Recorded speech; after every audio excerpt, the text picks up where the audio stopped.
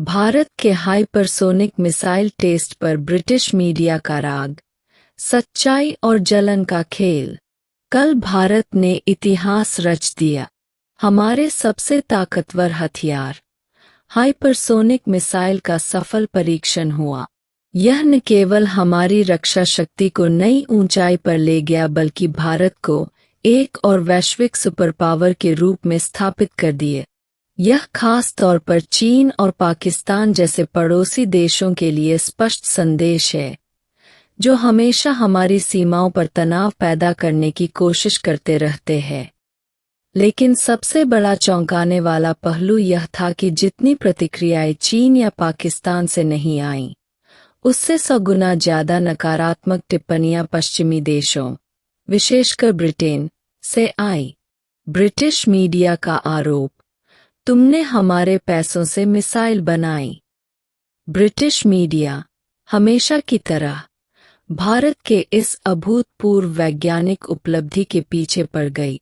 Benedict Spence, जो British media के पत्रकार हैं, ने ट्वीट किया, भारत हर साल हमसे सैकड़ों मिलियन पाउंड्स की मदद लेता है, और देखो, उन्होंने इस दान किए गए पैसे का इस्तेमाल हाइपरसोनिक मिसाइल बनाने में किया है।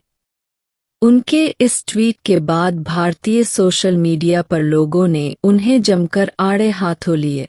लेकिन इसके बावजूद उन्होंने एक और ट्वीट किया, मुझे हंसी आ रही है कि भारतीय लोग मेरे ट्वीट पर गुस्सा कर रहे हैं।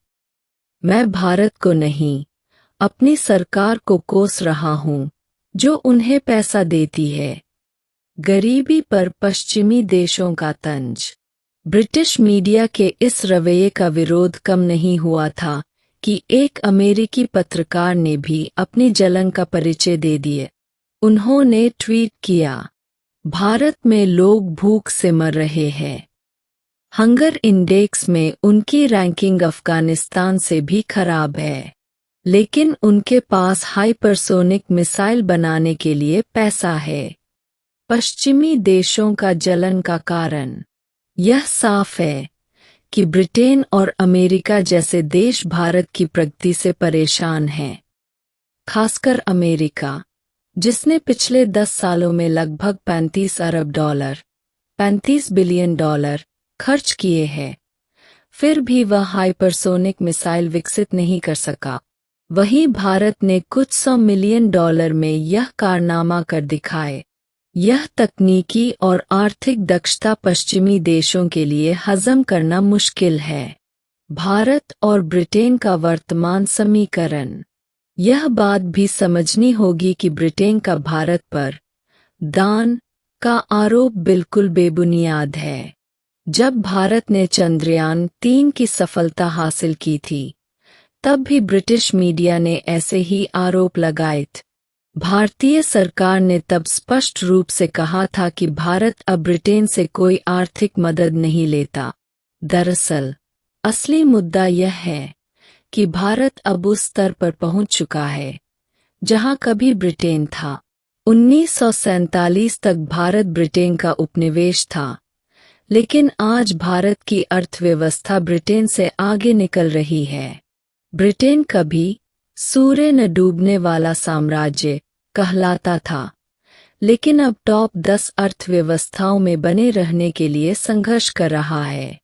निष्कर्ष, ब्रिटिश और अमेरिकी मीडिया की इस जलन का एकमात्र कारण है भारत का तेजी से उभरता दबदबा।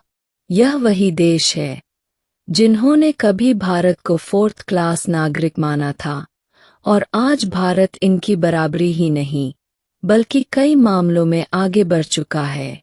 इसलिए हमें पश्चिमी मीडिया की इन बातों पर उतना ही ध्यान देना चाहिए जितना हम पाकिस्तान की टिप्पणियों पर देते हैं, यानी एब्सोल्यूट जीरो।